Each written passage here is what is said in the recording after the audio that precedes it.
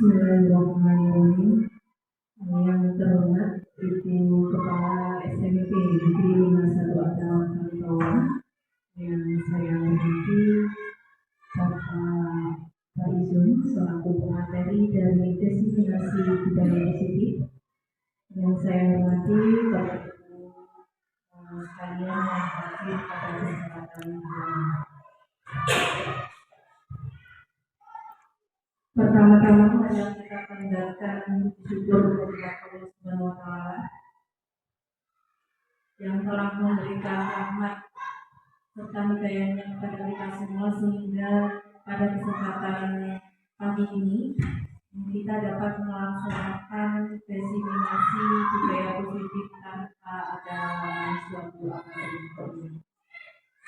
Yang kedua, selawat serta salam semoga tetap kepada Nabi Muhammad Sallallahu Alaihi Wasallam yang senantiasa kita harapkan syafaatnya baik di dunia maupun di akhirat.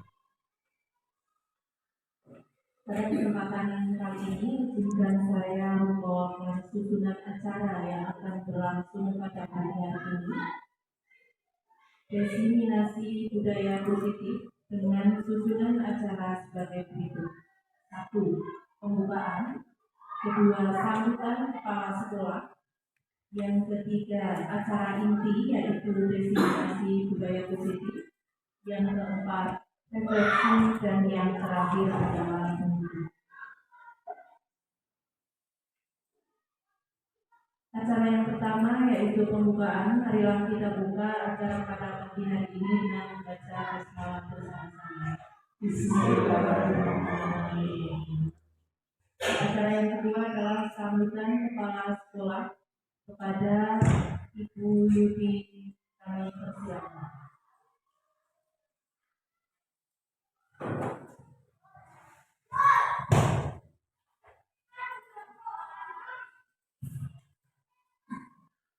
Bismillahirrahmanirrahim. Assalamualaikum warahmatullahi wabarakatuh. Yang terhormat Bapak Faizun, yang pagi hari ini akan menyampaikan diseminasi modul 1.4 yaitu budaya positif pada program guru penggerak. Yang saya hormati pula Bapak Ibu guru yang dengan bahagianya mengikuti kegiatan diseminasi pada pagi hari ini. Marilah pertama-tama kita panjatkan puji syukur kehadirat Allah Subhanahu wa Ta'ala yang telah memberikan kesempatan kita pada pagi hari ini untuk belajar dan belajar lagi. Semoga acara ini bisa berjalan dengan lancar tanpa ada halangan suatu apapun.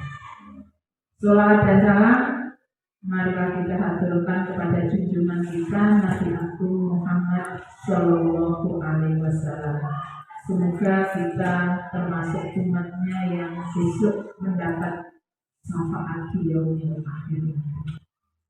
Bapak Ibu yang kami hormati, sebelumnya saya mengucapkan selamat kepada 3 calon guru penggerak kita, yaitu Bapak Faizun, Bu Fanani, dan juga Bu Komaria yang sampai hari ini masih setia untuk menggeluti modul-modul di guru penggerak, dan alhamdulillah modul 1.4 budaya positif sudah diselesaikan. Terbukti hari ini ada kegiatan diseminasi untuk modul 1.4.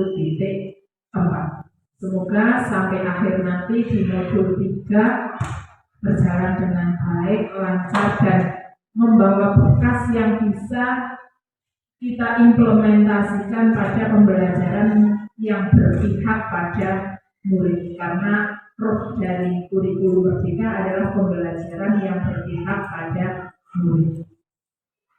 Bapak Ibu yang saya hormati, budaya positif itu akan menjamin peserta didik merasa nyaman, aman dalam melaksanakan pembelajaran di sekolah.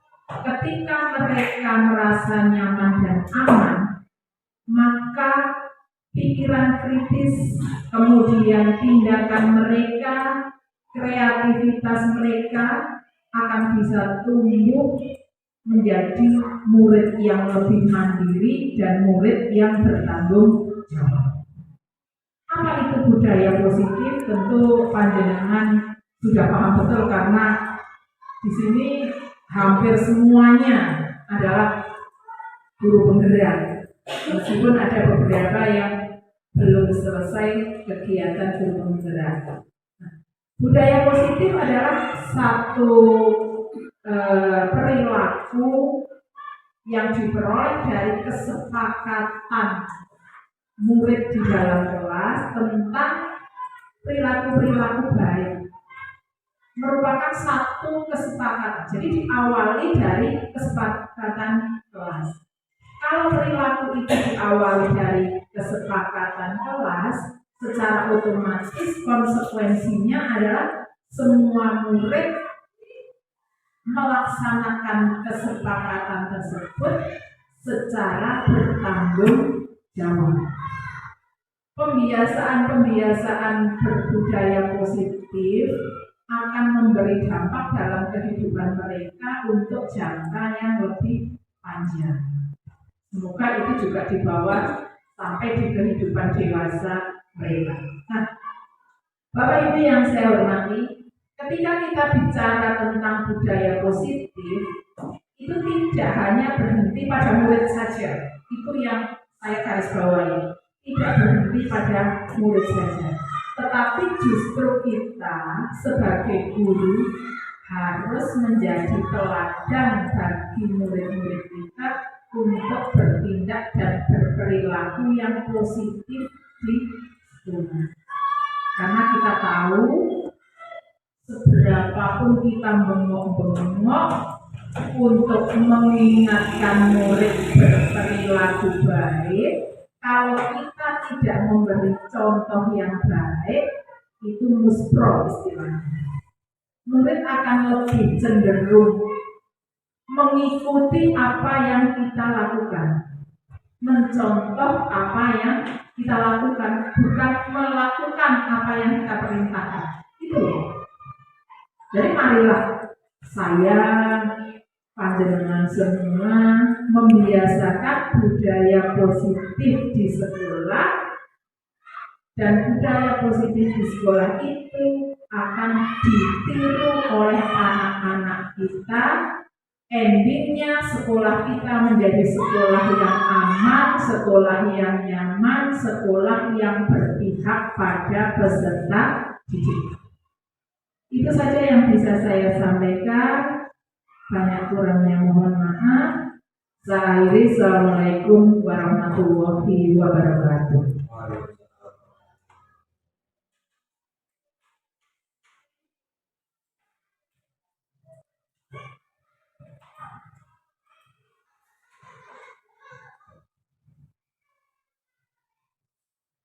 Demikian sambutan dari kepala sekolah. Kami ucapkan terima kasih. Acara selanjutnya adalah acara inti, yaitu diseminasi budaya positif yang akan dibawakan oleh Bapak Ahmad Faizul SPI. Pada beliau kami persilakan.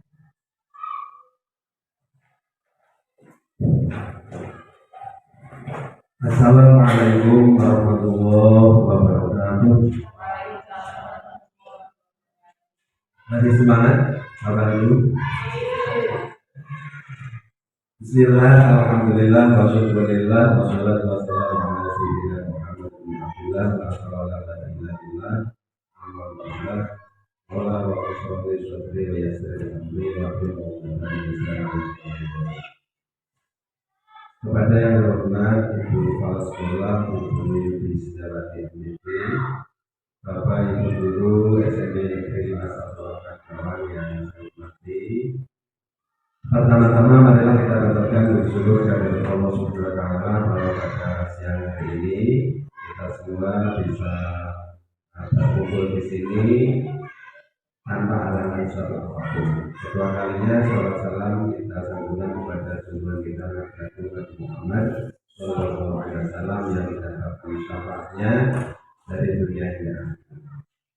ketiga kalinya langsung saja di sini saya ingin menyampaikan apa ini hasil dari belajar saya di program pendidikan guru penggerak ini. Sebelumnya mohon maaf, saya tidak nanti di sini tidak berarti sama sekali tidak menggurui, bahkan nanti kalau ada yang tidak sesuai nanti bisa ditambahkan ke saya barangkali ada pemahaman yang keliru, karena di sini tidak banyak yang dari guru penggerak. Yang kedua kalinya nanti kegiatan ini saya mohon dari Bapak Ibu nanti untuk bisa mengikuti dengan apa ini, dengan sampai selesai. Baiklah Bapak Ibu, karena mengingat waktu, mari kita mulai saja.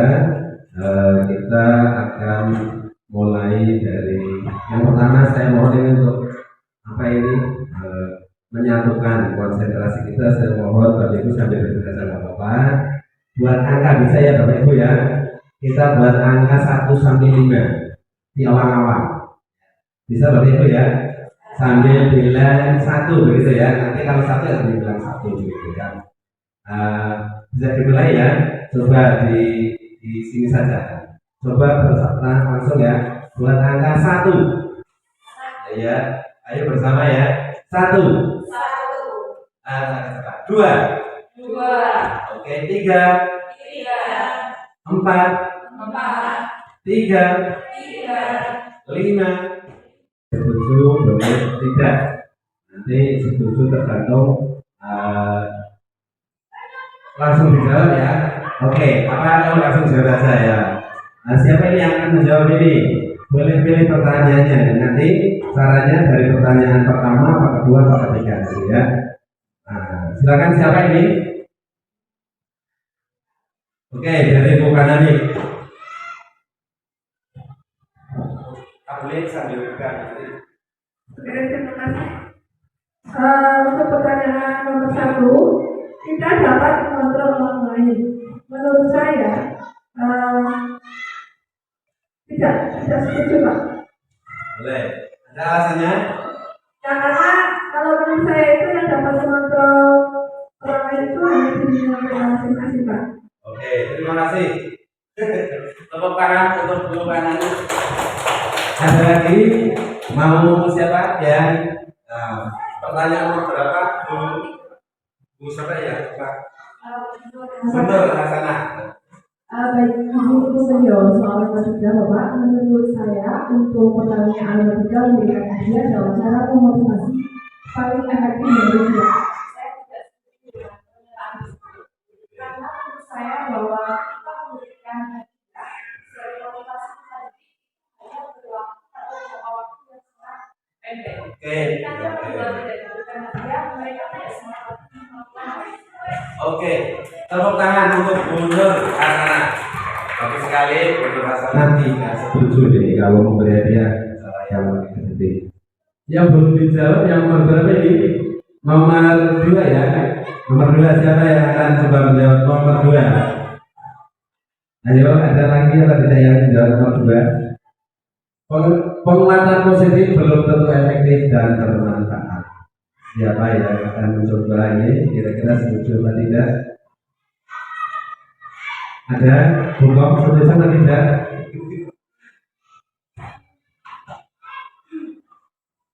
Untuk pertanyaan nomor 2, penguatan positif belum tentu efektif dan bermanfaat. Menurut saya tidak setuju Pak, karena dengan penguatan positif itu nanti kita bisa membentuk anak menjadi lebih baik dan itu tentunya bermanfaat. Mungkin seperti itu Pak. Oke, terima kasih. Ya, tadi sudah kita dengarkan jawabannya dan saya yakin yang lain juga punya jawaban yang masih disimpan di apa ini disimpan masing-masing. Nah, untuk menjawabnya ini nanti coba kita akan pelajari materi selanjutnya, yaitu apa itu budaya positif. Bapak Ibu, budaya positif adalah perwujudan dari nilai-nilai atau keyakinan universal yang diterapkan di sekolah. Nah, nilai-nilai ini dapat terwujud jika kita dapat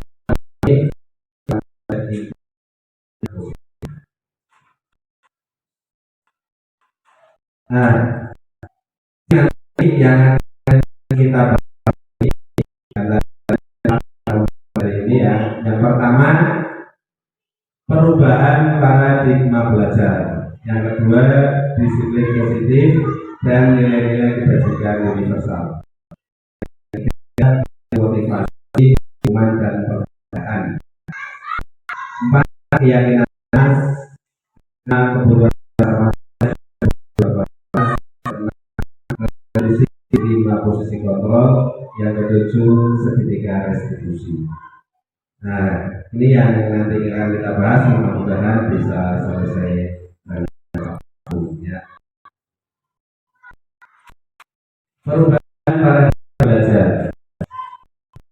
Paradigma baru berdasarkan pembelajaran yang terdiferensiasi, sehingga setiap siswa belajar sesuai dengan kebutuhan dari tahap perkembangan untuk mewujudkan profil pelajar Pancasila.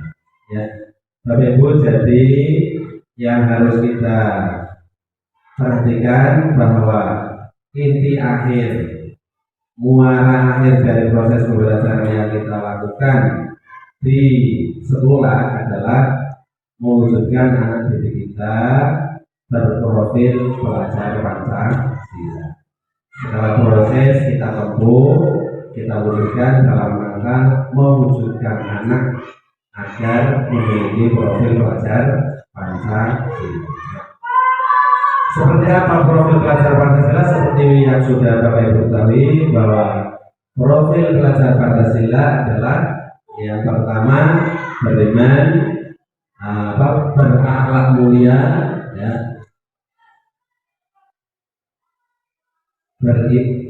Berakhlak, beriman, bertakwa kepada Tuhan Yang Maha Esa dan berakhlak mulia. Yang kedua apa? Berpendidikan global. Yang ketiga mandiri. Yang keempat gotong royong. Yang kelima kreatif. Yang keenam belajar Pancasila, beriman dan bertakwa pada bertujuan untuk menuntun segala kodrat yang ada pada murid agar mereka dapat mencapai keselamatan dan kebahagiaan yang setinggi-tingginya, baik sebagai manusia maupun sebagai anggota masyarakat. Selanjutnya, menurut Dr. Dewantara, pendidikan itu ibarat gurunya itu ibarat petani. Nah, seorang petani hanya dapat menuntun tumbuh kembangnya padi. Petani padi, ia dapat memperbaiki kondisi tanah, memelihara tanaman padi, memberi pupuk, memberi air, membasmi ulat-ulat atau jamur yang mengganggu hidup tanaman padi. Nah, meskipun pertumbuhan tanaman padi dapat diperbaiki, tetapi ia tidak dapat mengganti kodratnya padi. Sehebat apapun petani itu tidak bisa akan merubah kodratnya padi. Kodratnya padi ya padi. Artinya tidak mungkin kemudian petani itu bisa merubah padi menjadi jagung, karena kodrat padi dan kodrat jagung adalah memiliki kodrat sendiri. Artinya kita hanya bisa menuntun tumbuhnya padi, tak mungkin dapat menuntut untuk padi tumbuh menjadi jagung. Marilah kita resapi Bapak Ibu kalimat ini. Ibarat kita sebagai petani, kita harus berupaya menjadi petani yang sesuai dengan tanaman yang kita pelihara. Bapak Ibu, kemudian selanjutnya yaitu kita belajar tentang teori kontrol. Teori kontrol adalah teori yang mempelajari teknik dan strategi untuk mengatur tingkah laku manusia. Menurut William Glasser dalam kontrol teori untuk meluruskan beberapa miskonsepsi tentang kontrol. Tadi di pertanyaan pemantik ada itu ya. Adalah ilusi kalau dikatakan guru bisa mengontrol murid. Padahal saya sendiri kemarin seolah-olah sangat bisa mengontrol murid. Padahal menurut teori sebenarnya tidak bisa mengontrol murid. Kalau kita masih beranggapan seperti itu adalah sebuah ilusi. Yang kedua, ilusi bahwa semua penguatan positif itu efektif dan bermanfaat. Ya, jadi ternyata tidak semua penguatan positif itu bermanfaat, efektif. Jadi tidak semua penguatan positif itu efektif. Ya. Yang berikutnya ilusi bahwa kritik dan membuat orang merasa bersalah dapat menguatkan karakter. Nah, justru di sini malah semakin memperkuat ini akan dengan kritik. Yang kemudian yang dikritik dalam hal ini kita sebagai guru yang mengkritik anak, ini malah kita mewujudkan anak ini menuju identitas diri. Nah, mereka belajar untuk merasa buruk tentang dirinya karena kritikan kita. Ya. Berikutnya dari teori kontrol ya adalah ilusi bahwa orang dewasa jadi ini sebagai orang tidak punya untuk memaksa. Kita sebagai orang dewasa atau ini punya memaksa itu adalah ilusi. Nah, terus selanjutnya ini ada berikutnya ya. Ada dua kolom, hal itu bisa diperhatikan. Kolom yang pertama adalah stimulus respon, yang kedua adalah teori kontrol. Ya. Untuk stimulus respon ini saya mencoba memaknai, kalau kita yang mungkin ya kalau kita nggak salah pemahaman, barangkali yang stimulus respon ini ada yang menunjukkan itu cepat, teori kita menerapkan cara belajar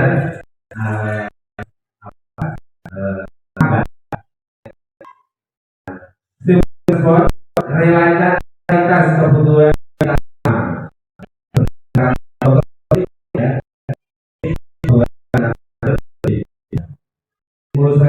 semua orang lihat dari kontrol akan memiliki gambaran yang berbeda. Stimulus respon kita mencoba mengubah orang agar berpandangan sama dengan kita berdasarkan teori kontrol. Nah, kalau berdasarkan teori kontrol ini kolaborasi dan konsensus menciptakan pilihan-pilihan baru. Jadi dengan kita ini sering terjadi pada anak kita. Sudah saatnya masuk, belum masuk, ya sepertinya kita bujuk untuk masuk itu seolah-olah nggak ada cara lain. Padahal berdasarkan teori kontrol itu ada kolaborasi dan konsensus untuk menciptakan pilihan baru. Nah, kemudian berdasarkan stimulus respon, model berpikir menang kalah. Jadi kalau teori kontrol, model berpikir menang atau kolaborasi. Sampai ini ada yang mau menentukan? Ya, bisa dilakukan. Oke, selanjutnya budaya positif. Budaya positif adalah nilai-nilai positif yang diterapkan di sekolah untuk menumbuhkan motivasi pada diri murid yang bertanggung jawab dan berbudi pekerti yang luhur sehingga terwujud profil pelajar pancasila. Budaya positif sekolah adalah nilai-nilai positif yang diterapkan di sekolah untuk menumbuhkan motivasi intrinsik pada diri murid yang bertanggung jawab dan berbudi pekerti yang luhur sehingga terwujud profil pelajar Pancasila. Nah, ini yang tadi di depan saya sampaikan bahwa kebiasaan baik dibiasakan terus nanti akan menjadi budaya. Yang itu disebut dengan budaya positif, dan budaya positif itulah yang menunjang nanti terwujudnya profil pelajar Pancasila. Budaya positif sekolah akan membantu pencapaian visi sekolah. Nah, untuk mewujudkan visi sekolah, maka peran gurulah sebagai ujung tombak kualitas pendidikan di sekolah, memegang peranan yang sangat penting. Selanjutnya tentang disiplin positif, ya, bahwa Ki Hajar Dewantara menyatakan bahwa untuk mencapai kemerdekaan atau dalam konteks pendidikan kita saat ini adalah untuk menciptakan murid yang merdeka. Syarat utamanya adalah harus ada disiplin yang kuat. Jadi untuk mewujudkan murid yang merdeka atau mencapai kemerdekaan murid, ya, ini harus ada disiplin yang kuat. Selanjutnya bahwa disiplin yang kuat ini yang dimaksud adalah disiplin diri. Disiplin diri yang memiliki motivasi dari dalam. Ya, jika kita tidak memiliki motivasi internal, maka kita memerlukan pihak lain yang bisa mendisiplinkan kita atau memotivasi kita, yang itu disebut motivasi eksternal. Nah, sama jadi nanti pada anak juga seperti itu, ya. Kita juga sebagai guru pasti seperti itu, harusnya kita memunculkan disiplin positif, ya, disiplin positif. Tapi kalau tidak, kita butuh motivasi dari luar untuk mendisiplinkan kita. Ya, dalam hal ini ibu kepala sekolah, ya, yang biasa. Ya. Misalnya kita kurang disiplin, pasti pihak luar ini yang didisiplinkan. Untuk murid juga seperti itu, ya. Jadi seseorang yang memiliki disiplin diri berarti mereka bisa bertanggung jawab terhadap yang dilakukannya karena mereka mendasarkan tindakan mereka pada nilai-nilai pijakan ini. Ya, jadi ini disiplin positif memang perlu ditegakkan, ya, diupayakan dari kita itu memunculkan disiplin positif berasal dari motivasi dari dalam diri kita sendiri. Nah, jadi motivasi perilaku manusia ada dua, motivasi yang dari dalam dan motivasi yang dari luar, ya. Motivasi dari dalam atau motivasi intrinsik ini akan menjadi orang yang diinginkan dan menghargai diri sendiri dengan nilai-nilai yang dipercaya. Sedangkan motivasi eksternal ini melakukan sesuatu kebaikan, melakukan sesuatu disiplin positif, ini hanya karena menghindari ketidaknyamanan. Ya, semacam teguran atau peringatan, supaya tidak ditegur, supaya tidak diperingatkan, maka kita termotivasi untuk melakukan hal-hal yang positif. Ada lagi nih, untuk mendapatkan imbalan dan penghargaan dari orang lain. Tadi jawaban dari Bu Nur Hasanah, ya, tidak setuju memang kalau memberikan hadiah itu harus dilakukan, ya. Jadi itu sifatnya memang motivasi yang eksternal dari luar, ya. Nah, apakah motivasi eksternal tidak diperlukan? Sama sekali, ya, kita perlukan dalam konteks tertentu, ya, untuk jangka pendek, ya. Tapi kalau selalu itu pasti nanti kita akan gagal mewujudkan budaya positif, ya. Nah, seperti kemarin anak kita juara lomba gerak jalan, ya, minta dia apa itu ya diberi sekedarnya. Nah, tapi kita harus memberi pelajaran juga bahwa bagaimana memunculkan motivasi dari anak itu tidak sekedar media, ya. Jadi memang pada guru kita diharapkan yang ada adalah motivasi intrinsik yang dari dalam, ya. Nah, tentang penghargaan ini ada beberapa terkait dengan penghargaan ini justru ada malah kadang dihukum dengan penghargaan, ya. penghargaan ini hanya berlaku jangka pendek ya. Kalau jangka panjang kemudian ini malah menjadi tidak baik ya. Penghargaan bisa merusak hubungan, penghargaan menurunkan kualitas, penghargaan mematikan kreativitas, penghargaan bisa menghukum ya. Ini saya ambil satu saja, misalnya ini penghargaan bisa merusak hubungan, ini bisa ya. Seperti saya dulu pernah menjanjikan anak saya bulan puasa, anak saya yang pertama ya, kalau kamu nanti selama bulan puasa ini bisa program Al-Quran 1 kali, saya beri hadiah waktu itu, karena anak saya masih kecil, saya beri hadiah 100.000 begitu ya. Begitu sangat diharapkan sekali ya. Sampai kemudian saya lupa ini, sampai terlupakan ya. Nah ini merusak hubungan saya dan anak saya ya.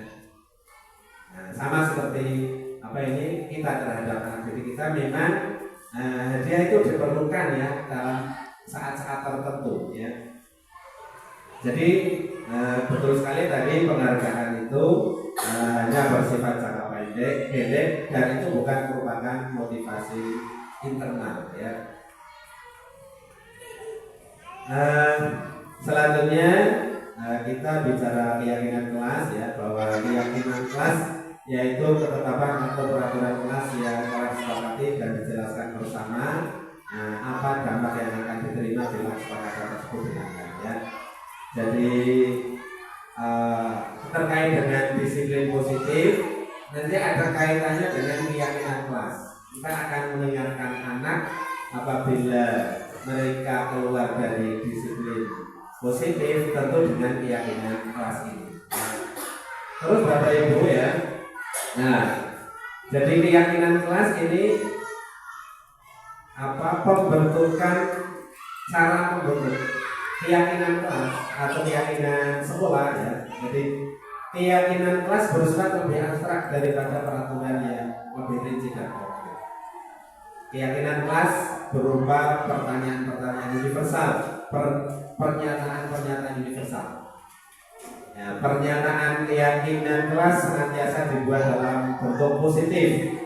Jadi ini keyakinan kelas itu kalimatnya tidak boleh ada, misalnya gini, tidak boleh membuang sampah di sembarang tempat. Itu tapi diganti dengan kalimat yang positif ya. Membuang sampah di sembarang buanglah sampah di sembarang di tempatnya ya. Tidak boleh menggunakan kalimat yang negatif ya. Kemudian yang keempat, keyakinan kelas sebaiknya tidak terlalu banyak sehingga mudah diingat dan dipahami oleh semua warga kelas ya. Keyakinan kelas sebaiknya sesuatu yang dapat diterapkan di lingkungan tersebut. Semua warga kelas hendaknya ikut berkontribusi dalam pembuatan keyakinan kelas lewat kegiatan surat pendapat. Yang ketujuh, bersedia meninjau kembali keyakinan kelas dari waktu ke waktu ya.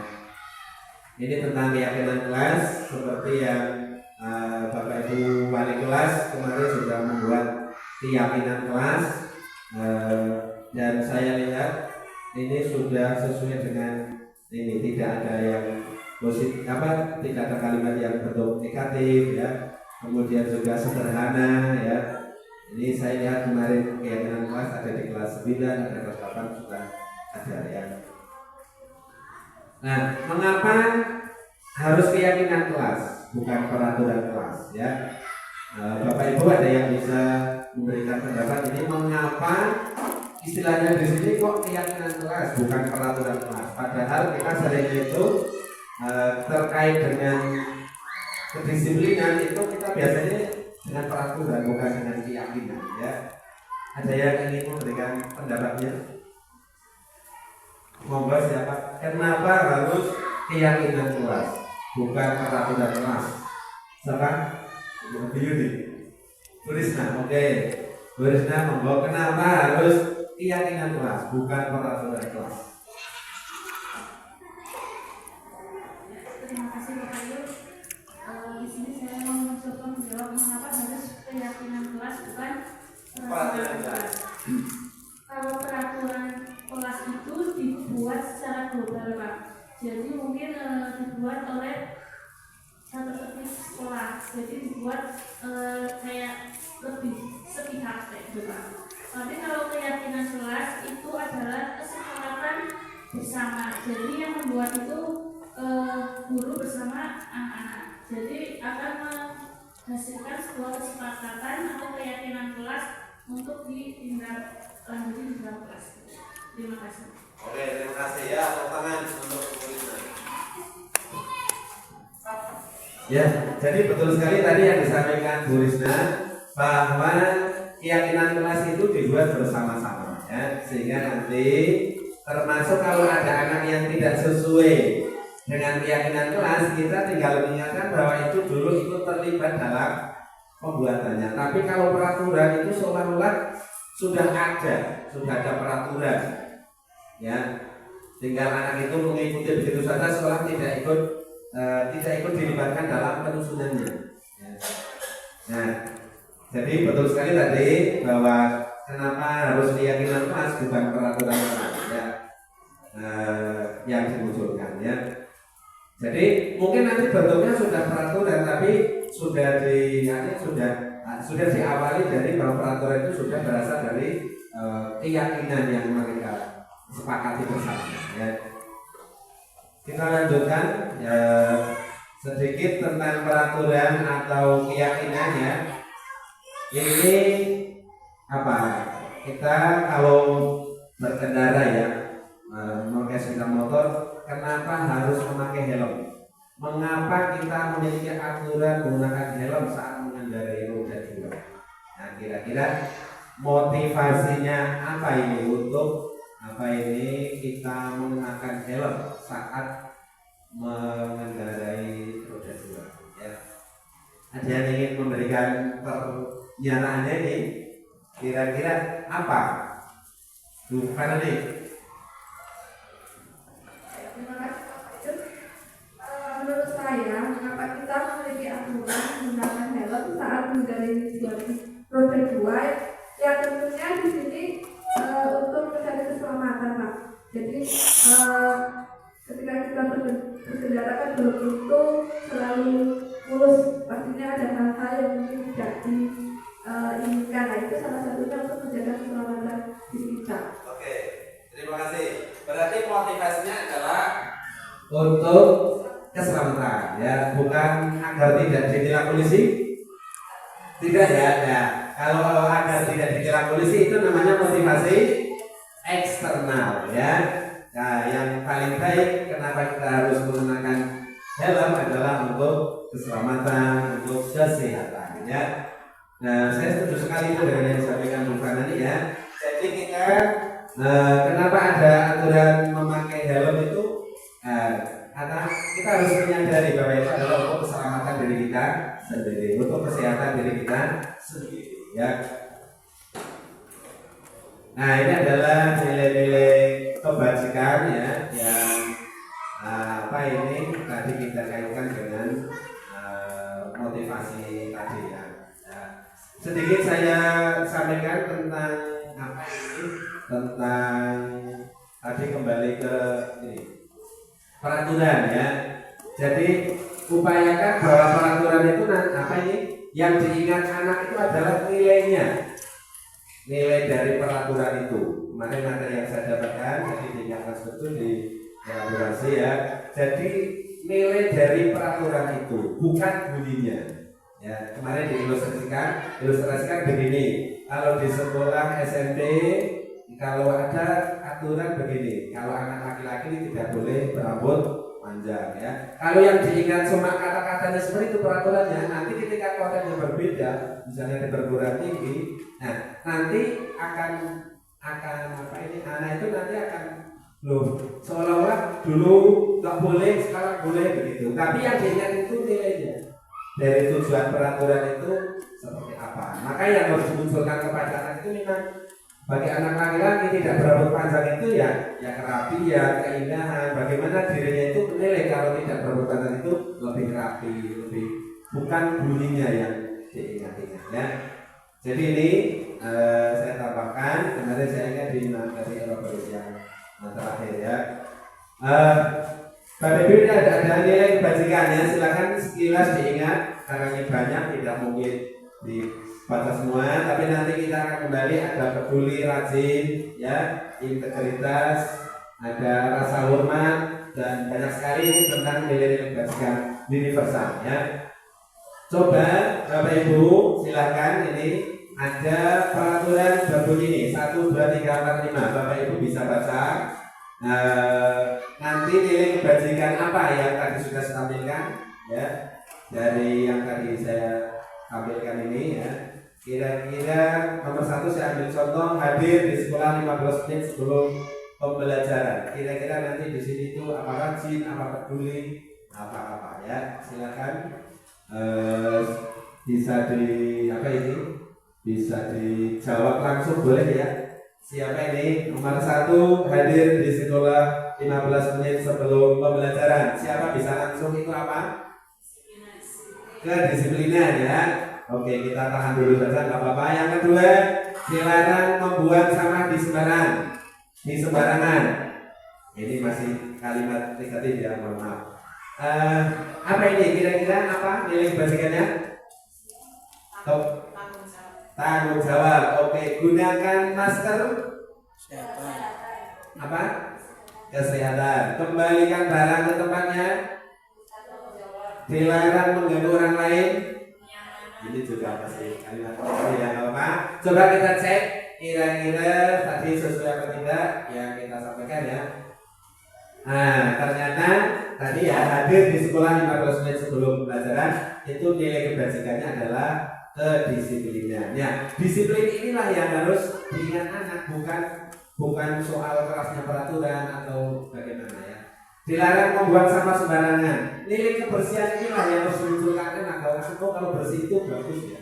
Kalau bersih itu enak, ya. Itu bukan soal bunyinya, ya.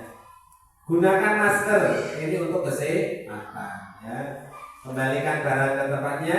Nilai kebajikan yang apa ini kita wujudkan adalah tanggung jawab. Dilarang mengganggu orang lain. Nilai kebajikan yang kita makan adalah saling menghormati, ya. Kemudian ini anak yang misalnya apa ini, ada kebutuhan dasar manusia yang harus kita perhatikan, termasuk ketika anak melakukan sesuatu itu nanti kita harus kembali ke kebutuhan dasar yang ingin mereka penuhi, ya, ingin mereka tuntut itu apa ketika anak melakukan sesuatu, ya. Jadi berdasarkan yang kita pelajari, ya, bahwa kebutuhan dasar manusia itu ada 5, ya. Bertahan hidup, kasih sayang, penguasaan, kebebasan, dan kesenangan. Jadi misalnya anak melakukan sesuatu itu, kita harus berpikir dari sisi anak, kira-kira mereka ingin mana dari 5 ini. Ada kebutuhan apa yang dari 5 ini? Seperti itu, ya. Jadi ada 5 kebutuhan dasar. Sekali lagi tadi ada bertahan hidup, kasih sayang, penguasaan, kebebasan, dan kesenangan. Nah, ini ada saya ambil satu cerita, ya. Suatu hari Ibu Asih sebagai wali kelas 8 menerima laporan dari satu kelompok tugas piket kebersihan kelas bahwa Muhammad Alawi yang juga merupakan anggota dari kelompok tersebut tidak melaksanakan tugas piket bersama kelompok piket ini.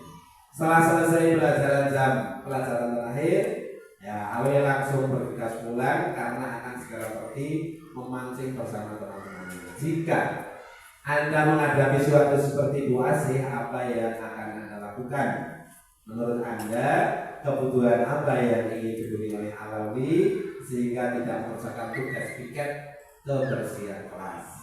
Jadi ini ada kasus yang ada di kelas 8, kebetulan panggilannya Bu Asih, ya. Nah, seperti itu, ya. Kira-kira menurut Anda kebutuhan apa? Yang pertama, jika Anda menghadapi situasi situasi, apa yang ingin Anda lakukan? Yang pertama, ya. Kira-kira apa ini yang ingin Anda lakukan apa? Ada yang ingin menyampaikan? Kalau tidak, ya yang kedua saja ini. Menurut Anda, kebutuhan apa yang ingin dipenuhi oleh Alawi sehingga tidak mengerjakan tugas piket kebersihan kelas? berdasarkan 5 kebutuhan dasar tadi, kira-kira kebutuhan apa Bapak Ibu?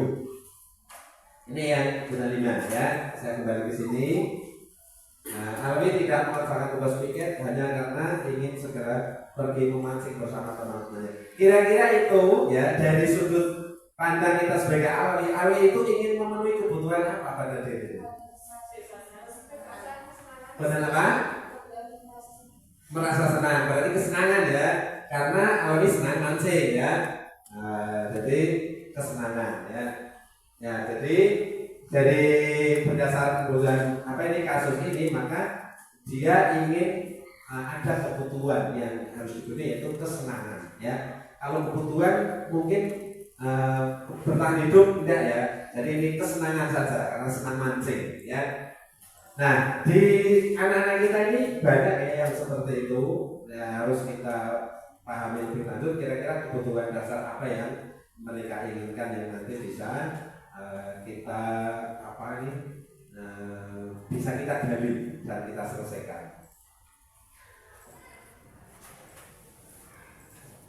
Bapak Ibu yang saya hormati, selanjutnya kita akan berbicara tentang dunia berkualitas. Ya.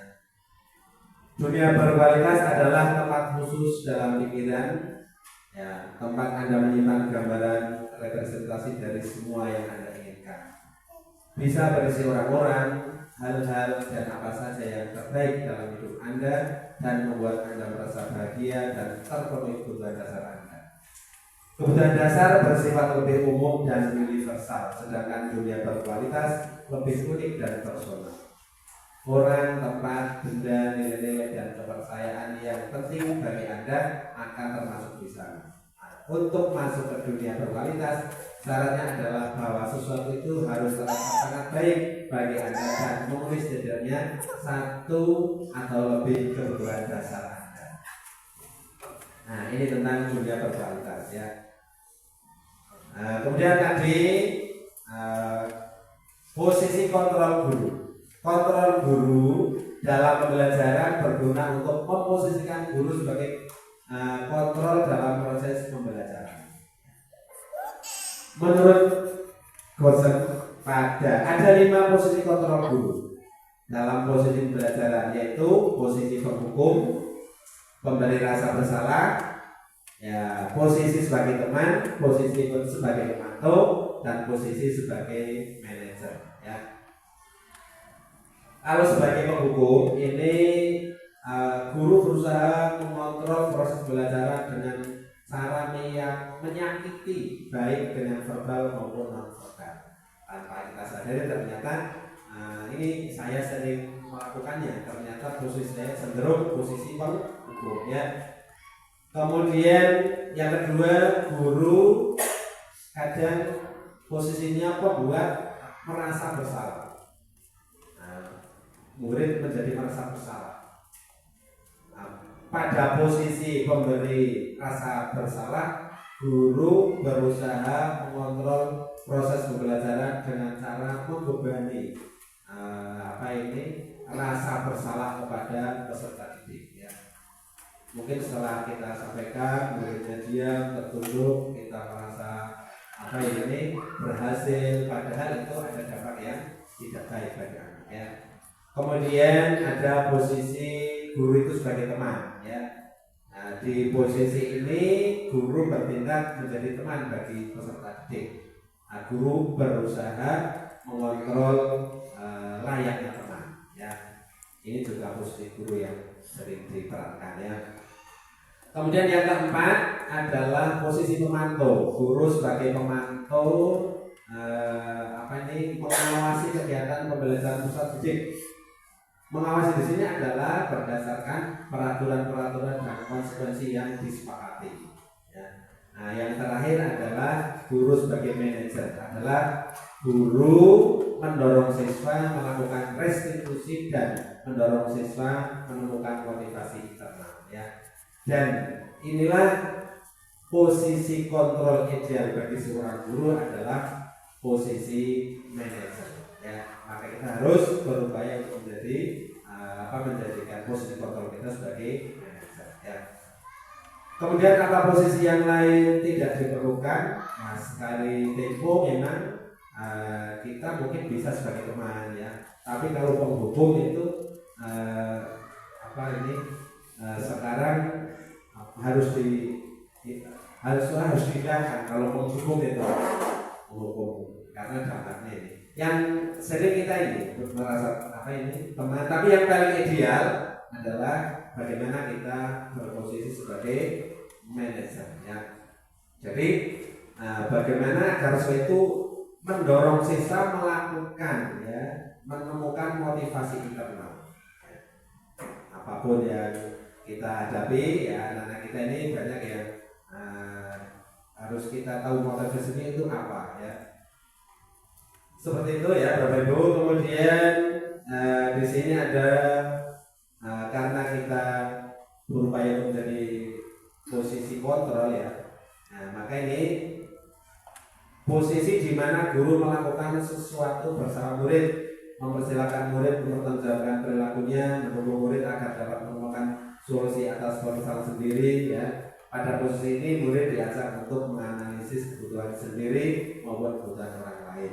Kemudian posisi manajer mengacu pada restitusi di mana murid bisa menjadi manajer untuk dirinya sendiri sehingga tercipta identitas yang positif ya. Jadi tadi memang tadi betul sekali yang disampaikan Bu Fan ya, bahwa yang bisa mengontrol diri kita adalah diri kita sendiri. Maka kita harus berupaya bagaimana murid kita itu bisa mengontrol diri murid itu sendiri ya.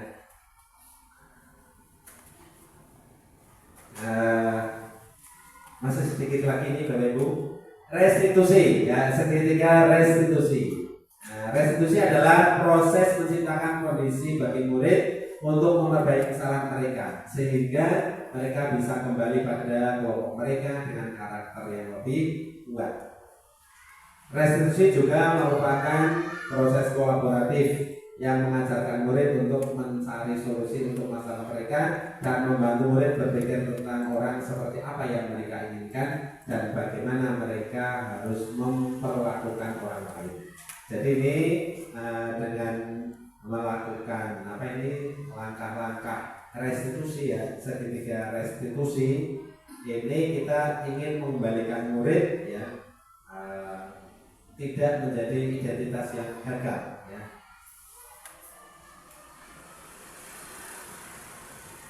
Apa langkah-langkah dalam segitiga restitusi ya, seperti namanya segitiga. Nah ini berarti ada 3 ya. Ada 3. Yang pertama adalah menstabilkan identitas. Kemudian yang kedua, setelah nanti ada kita semua akan melakukan hal terbaik yang bisa kita lakukan ya. Kemudian setelah itu tahapan yang kedua adalah validasi tindakan. Jadi kalau sudah stabil identitas, tetap tindakannya harus tervalidasi. Tetap istilahnya memang kesalahan itu wajar, tapi kita harus membuat validasi bahwa apapun alasannya kesalahan itu harus dihindari, harus sampai menyadari kalau itu kesalahan. Nah, yang tahap yang ketiga kalau itu sudah berhasil, maka yang ketiga ya, menanyakan keyakinan kelas ya, baik keyakinan tentang yang tidak sesuai maupun untuk menghadapi peristiwa-peristiwa yang sama di masa yang akan datang ya. Jadi ini tentang segitiga restitusi seperti ini. Kalau digambarkan ya memang ini seperti namanya ya, segitiga, ada segitiga restitusi seperti ini ya. Ada 3 tahapan ya. Tadi sudah ya, menstabilkan identitas, kemudian validasi tindakan yang salah, kemudian menanyakan keyakinan ya.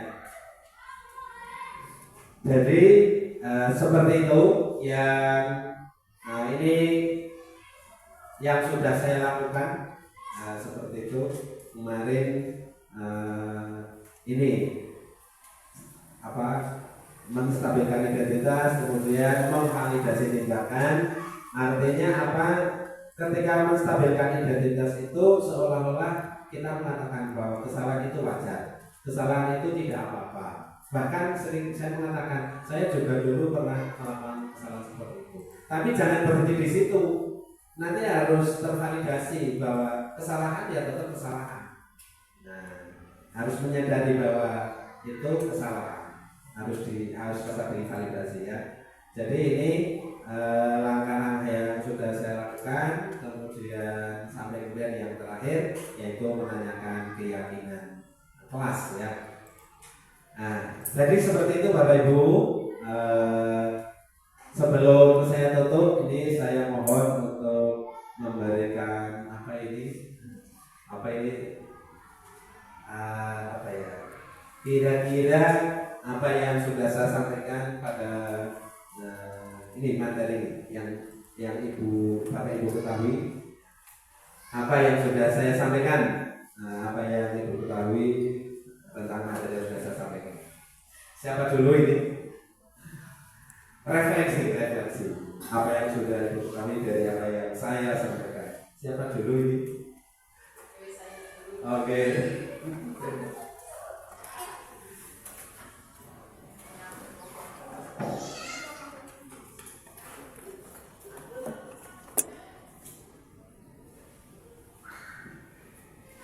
Terima kasih.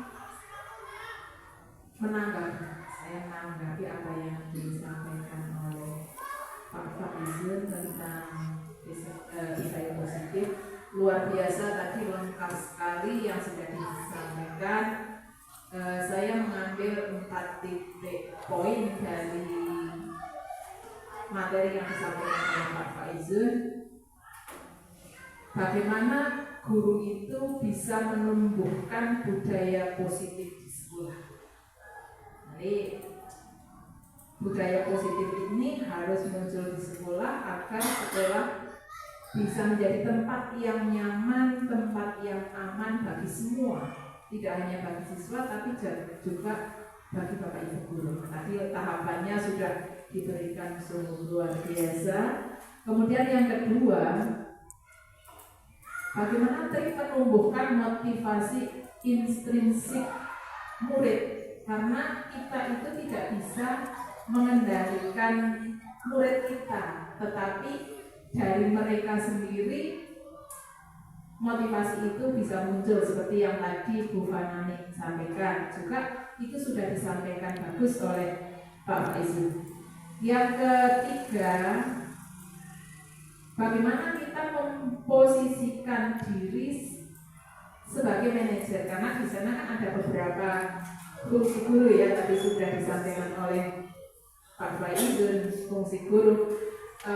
Meskipun sebetulnya semua bisa kita cerahkan sesuai dengan kondisi pada saat itu, tetapi yang paling baik ketika kita bisa menempatkan diri kita sebagai manajer.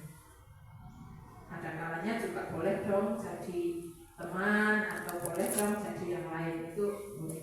Kemudian yang keempat, kita berlatih menyelesaikan masalah dengan siswa, jangan langsung menjustis, mengambil satu kesimpulan, oh ternyata, tapi kita coba melalui langkah-langkah yang ada di dalam segitiga restitusi. Berarti tadi lengkap sekali, bagus sekali. Semoga apa yang disampaikan oleh Pak Faizu itu memberi gambaran pada kita menjadi guru yang luar biasa.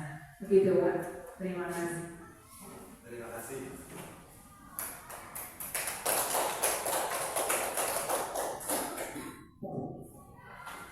Ya, demikian Bapak Ibu.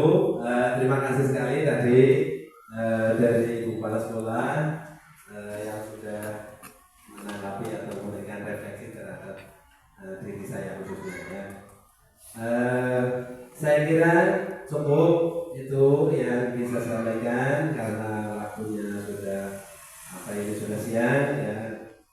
Dari awal sampai akhir tentu banyak kekurangannya. Sekali lagi pada Bapak Ibu guru saya ucapkan terima kasih sudah bersedia hadir di ruangan ini. Mudah-mudahan kehadiran Bapak Ibu di dari balasan yang luar biasa oleh Allah Subhanahu wa Ta'ala. Saya dalam menyampaikan materi ini tentu hanya kekurangannya, mohon maaf. Saya akhiri. Billahi taufiq wal hidayah. Wassalamualaikum warahmatullahi wabarakatuh.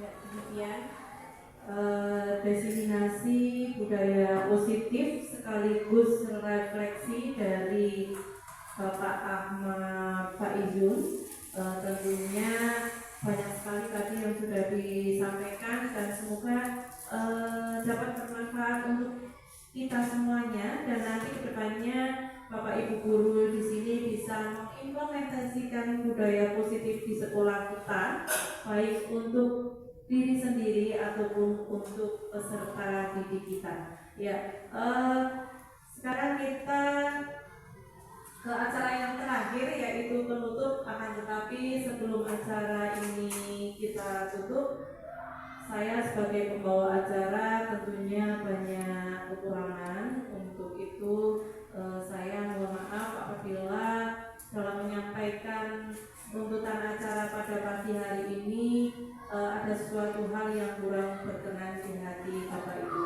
semua. Marilah kita tutup acara pada pagi hari ini dengan membaca hamdalah bersama-sama.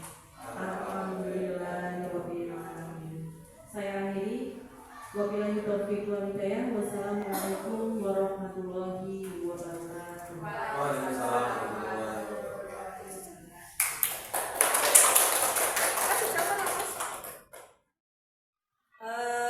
Tadi apa yang disampaikan oleh Pak Faizun luar biasa sekali, sudah jelas sekali.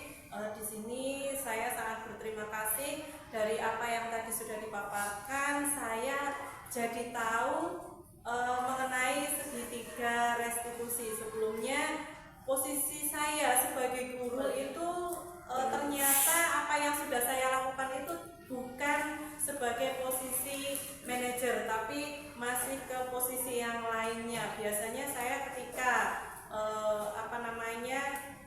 memanggil siswa yang bermasalah itu bukan siswanya yang memberikan solusi dari permasalahan yang dihadapi, tapi justru saya sendiri yang membantu menyelesaikan, membantu memberikan solusi terhadap siswa, sehingga dari kesalahan yang saya lakukan ini kedepannya nanti insya Allah akan saya perbaiki, sehingga saya bisa menjalankan posisi saya sebagai manajer seperti yang sudah dijelaskan oleh Bapak Yun, yaitu posisi guru yang sangat ideal adalah posisi manajer, dan menumbuhkan motivasi intrinsik terhadap siswa, sehingga bukan gurunya yang memberi solusi, melainkan siswa sendiri yang akan menyelesaikan dan memberi solusi kepada dirinya sendiri. Terima kasih Bapak Izun. Assalamualaikum warahmatullahi wabarakatuh. Saya akan memberikan tanggapan kepada Bapak Ahmad Faizun yang sudah mendefinisikan tentang budaya positif.